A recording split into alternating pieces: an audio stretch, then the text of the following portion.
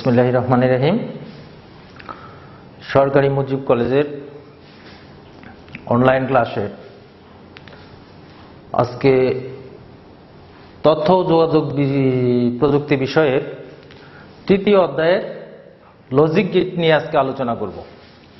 প্রিয় শিক্ষার্থী বন্ধুরা, তোমরা এই করোনার এই অবসরে, এই দুর্যোগ মুহূর্তে আমরা আশা করি যে তোমরা বাড়িতে বসে আমাদের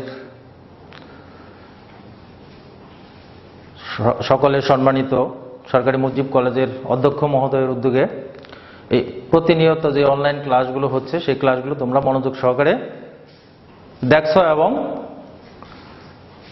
এগুলো নিয়ে তোমরা প্রতিদিনই অনুশীলন করছো।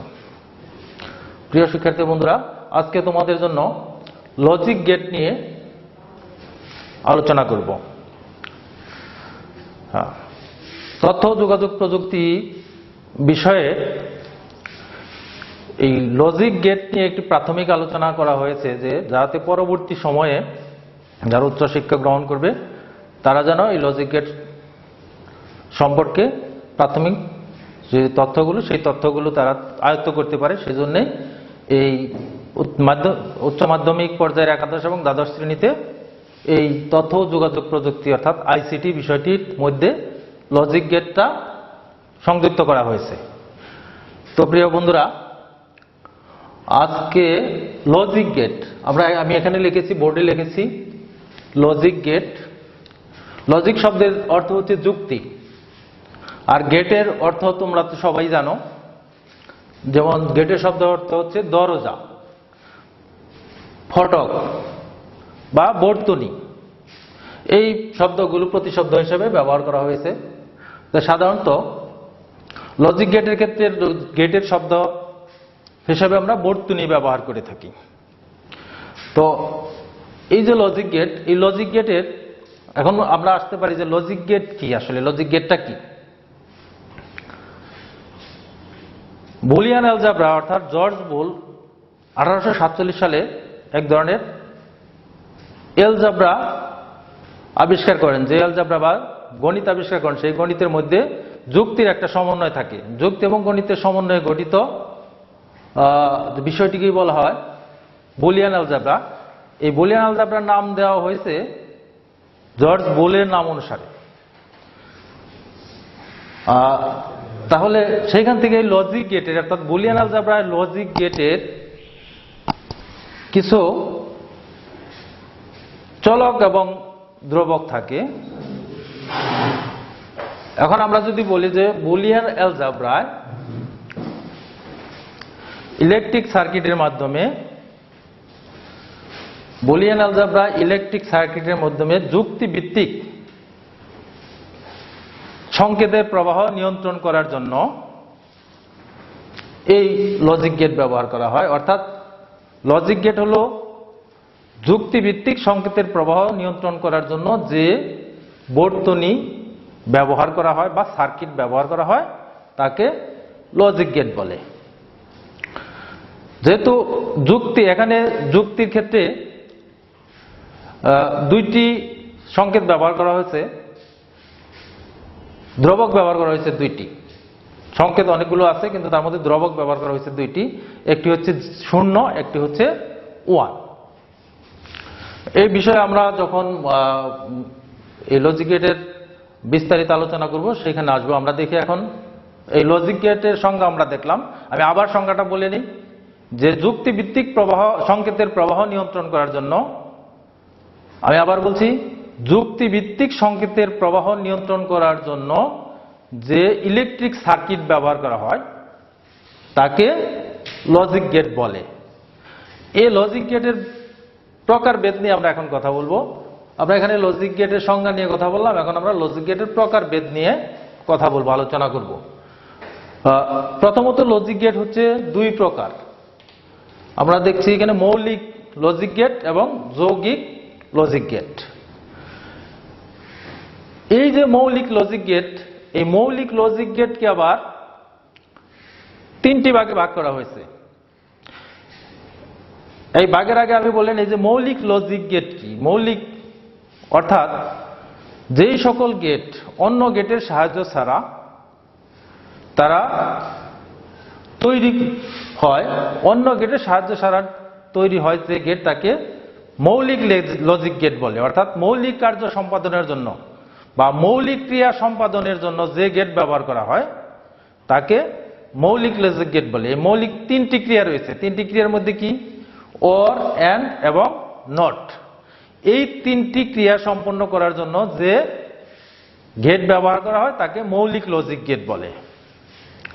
তো এই মৌলিক লজিক গেট তিন প্রকার: অর গেট, এন্ড গেট এবং নট গেট। তা এখন আমরা দেখি যৌগিক গেট।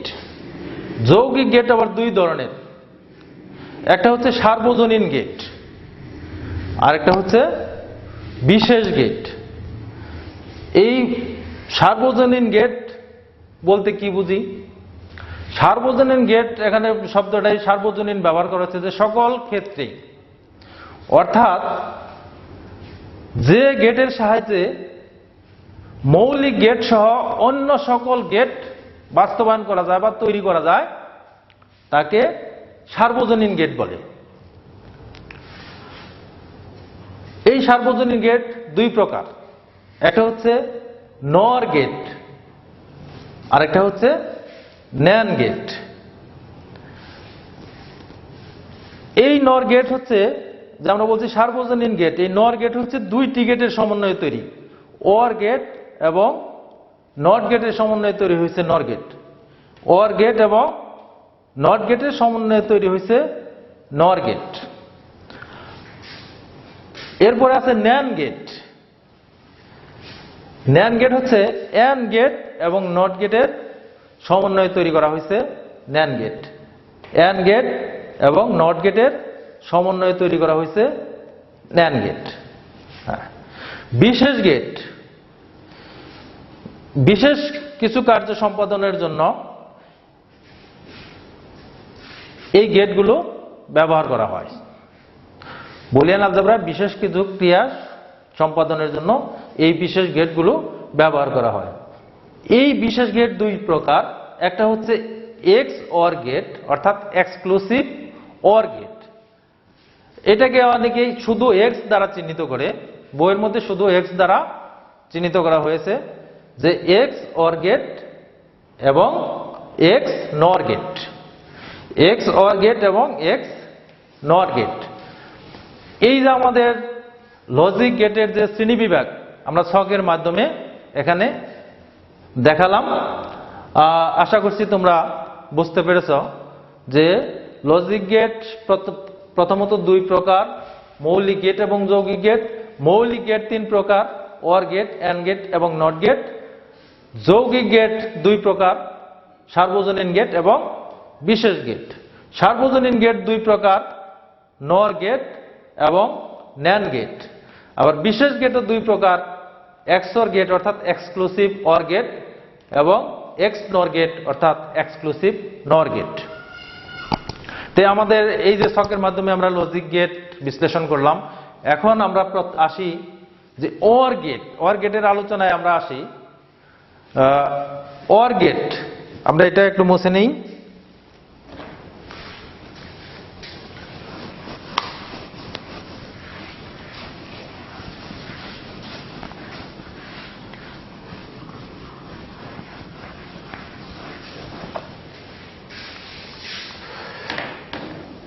আমরা এর আগে বলেছি যে লজিক গেটের তিনটি ক্রিয়া সম্পন্ন করা হয় যে গেট দ্বারা, তাকে মৌলিক গেট বলা হয়। এই মৌলিক গেটের মধ্যে প্রথম হচ্ছে অর গেট।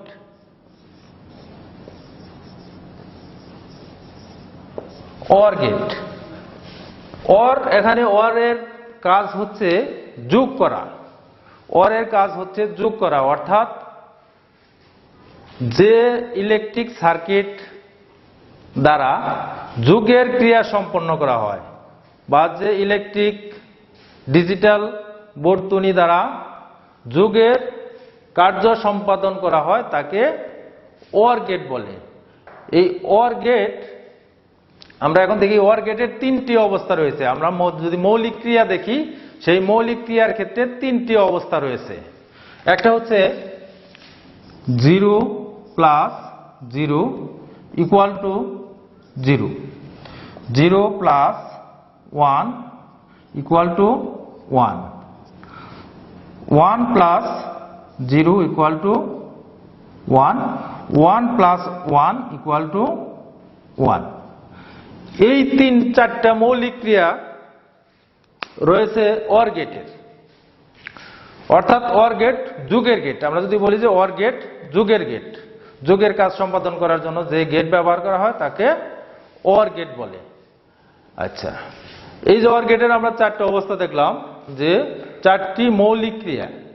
আমি আগে বলেছিলাম যে বুলিয়ান অ্যালজেব্রায় 2টি ধ্রুবক ব্যবহার করা হয়, সেই ধ্রুবক হচ্ছে 0 এবং 1। 0 কখন বোঝানো হয়? 0 দ্বারা এখানে যুক্তিভিত্তিক কাজ যেহেতু সংগঠিত হয়, সেক্ষেত্রে 0 দ্বারা অফ। আমরা যেহেতু ডিজিটাল বর্তনী অর্থাৎ ইলেকট্রনিক্স বর্তনীর কথা বলা হয়েছে, যেহেতু এখানে ইলেকট্রিক সার্কিট নিয়ে কাজ করা হয়, সেই ক্ষেত্রে ইলেকট্রিক যে অবস্থা আছে 2টি অবস্থা। আমরা জানি ইলেকট্রিকের 2টি অবস্থা, অর্থাৎ বিদ্যুতের 2টি অবস্থা, একটা হচ্ছে অফ, একটা হচ্ছে অন। অর্থাৎ বিদ্যুতের অনুপস্থিতি এবং বিদ্যুতের উপস্থিতি, এই 2টা অবস্থা রয়েছে বিদ্যুতের। কারণ বিদ্যুৎ যখন উপস্থিত থাকে তখন 1 ধরা হয়, আর বিদ্যুৎ যখন উপস্থিত না থাকে তখন 0 ধরা হয়। অর্থাৎ অফ হইল 0 এবং অন হইল 1। অর্থাৎ অফ এই যে 0 এবং 1, এটাকে অফ, এটাকে অন, 1 কে অন ধরা হয়। এটাকে যুক্তিভিত্তিক ইয়েস নো ধরা হয়, নো। 0 কে নো বলা হয়, আর 1 কে ইয়েস বলা হয়, ইয়েস ধরা হয়। এরপরে আমরা যদি বলি যে হাই, হাই ধরা হয়, 0 কে লু ধরা হয়, লু, লো ভোল্টেজ। আমরা অনেক সময় বলি low voltage, high voltage. Low voltage হচ্ছে বিদ্যুতের অনুপস্থিতি, আর হাই ভোল্টেজ হচ্ছে বিদ্যুতের উপস্থিতি, এবং এটাকে হাই বা এইচ দ্বারা চিহ্নিত করা হয়। এটাকে এল দ্বারা চিহ্নিত করা হয়, এল, এবং এটাকে এইচ দ্বারা চিহ্নিত করা হয়, এইচ দ্বারা চিহ্নিত করা হয়, লো এবং হাই।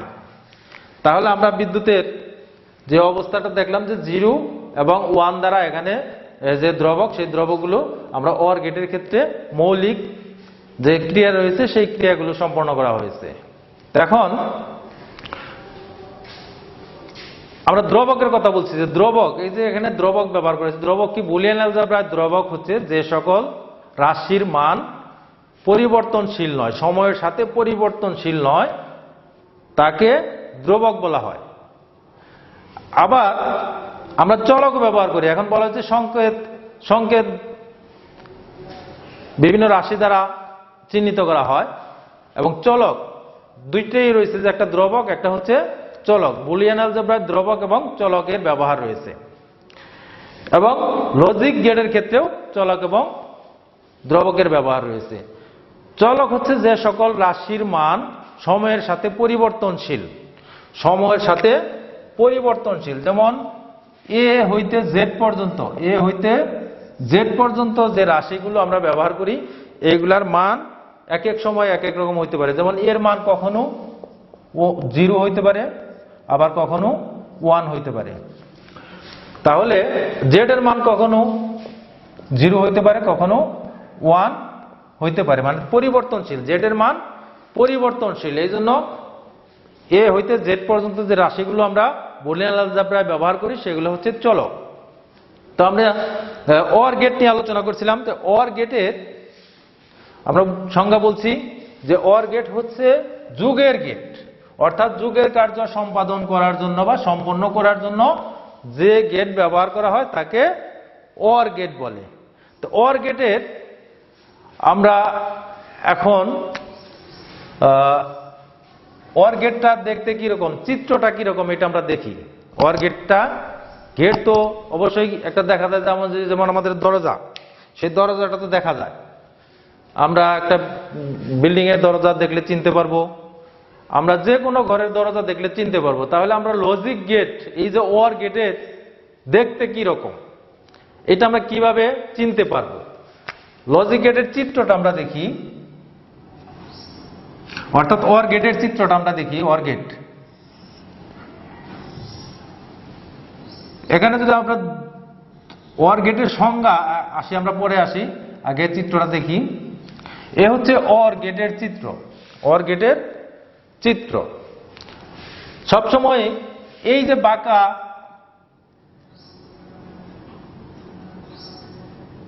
যে প্রতীকটা রয়েছে ওর গেটের ক্ষেত্রে সকল সময় এই বিষয়টা আমরা বিবেচনায় রাখবো যে ওর গেটের এই চিহ্নটা সবসময় বাঁকা থাকবে।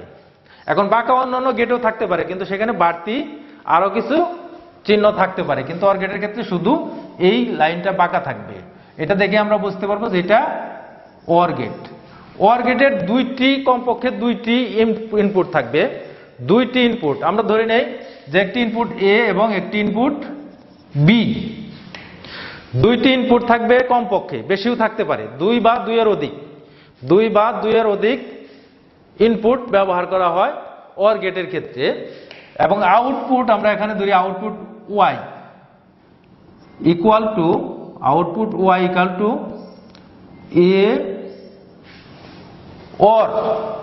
এ অর বি।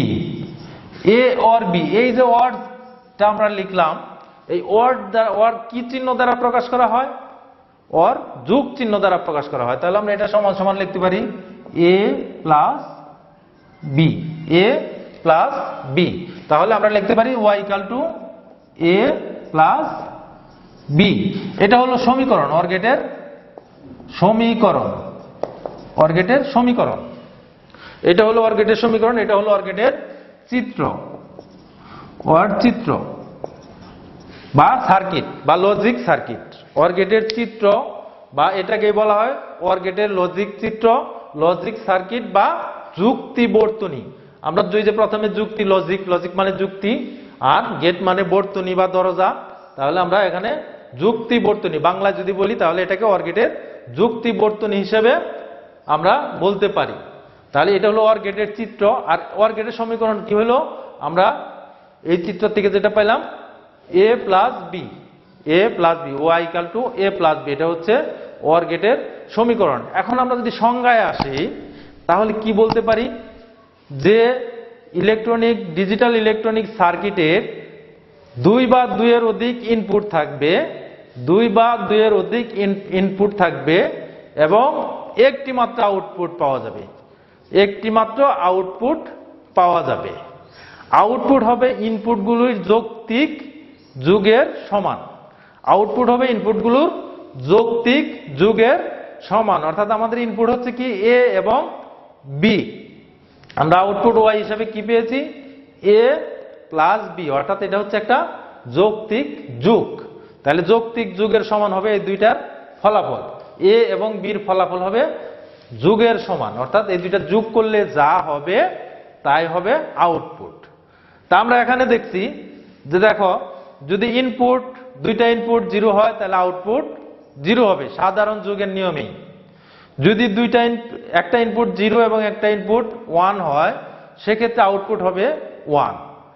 একটা ইনপুট যদি 1 হয় আর একটা ইনপুট যদি 0 হয়, সেক্ষেত্রে আউটপুট হবে 1।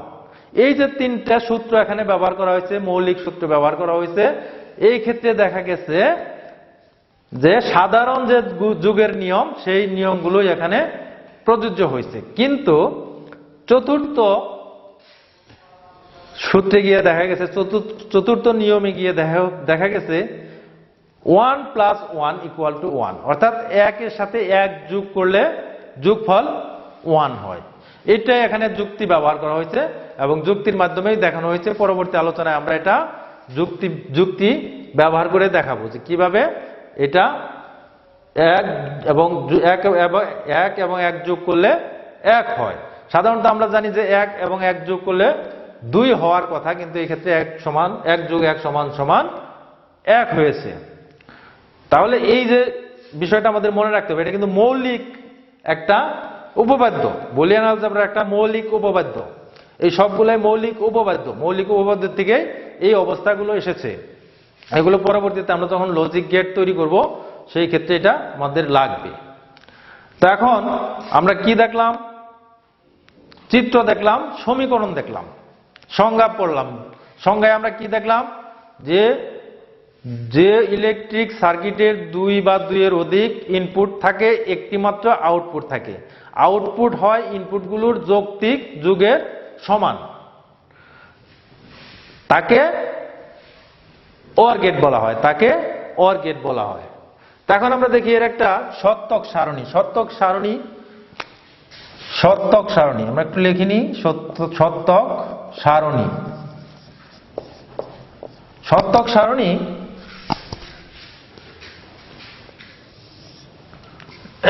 এখানে যে আমরা ইনপুটগুলো ব্যবহার করব, সেই ইনপুটগুলোর মান বসাবো। সেই ইনপুটগুলোর মান এখানে বসাবো।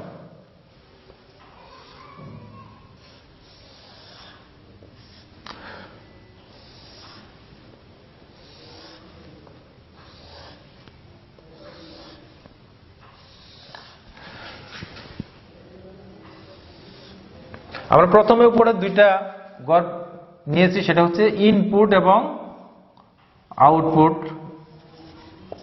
লেখার জন্য। ইনপুট এবং আউটপুট, ইনপুট এবং আউটপুট। এখন ইনপুট কি হইতে পারে? কমপক্ষে 2টি ইনপুট যদি হয় সেক্ষেত্রে এ এবং বি আমরা ইনপুট হিসেবে ব্যবহার করি। এ এবং বি ইনপুট হিসেবে ব্যবহার করি।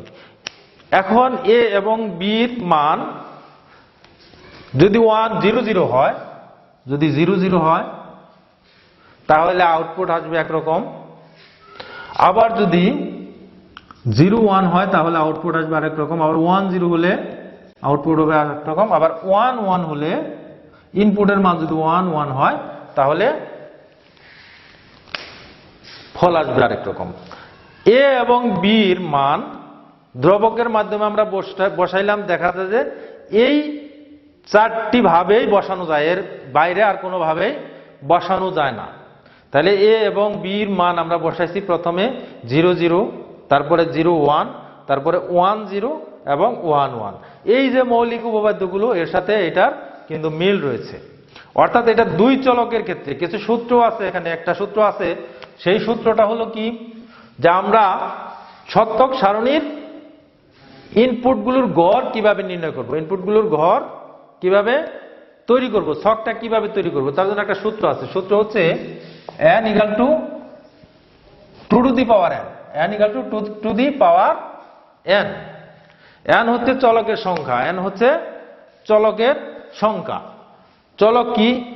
a এবং b। আমরা আগে বলছি যে সকল রাশির মান পরিবর্তন হয় না, তাকে চলক বলা হয়। বুলিয়ান অলজেব্রায় যে সকল রাশির মান সময়ের সাথে পরিবর্তনশীল নয় তাকে চলক বলা হয়। তাহলে চলক এখানে a এবং b। তাহলে এই চলকের মান 2টা, এখানে 2টা চলক আছে, 2টা চলক আছে। তাহলে 2টা চলক যদি থাকে তাহলে আমাদের কয়টা ঘর হবে ছকে?